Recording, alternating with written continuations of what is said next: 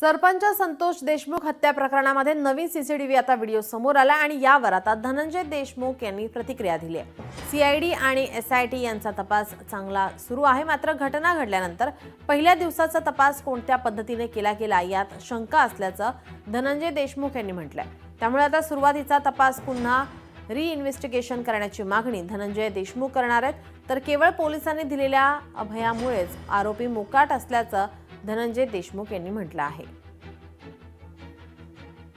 जवळपास हे 5 ते 6 सीसीटीव्ही फुटेज आहे। जे काम होतं पोलीस यंत्रणेचं हे सीसीटीव्ही फुटेज त्यांच्याकडे घेणं सुरुवातीला, कमीत कमी ते पळून गेलेले सीसीटीव्ही घेतले असते तर कळालं असतं की कुठल्या दिशेनं ते गेलेत।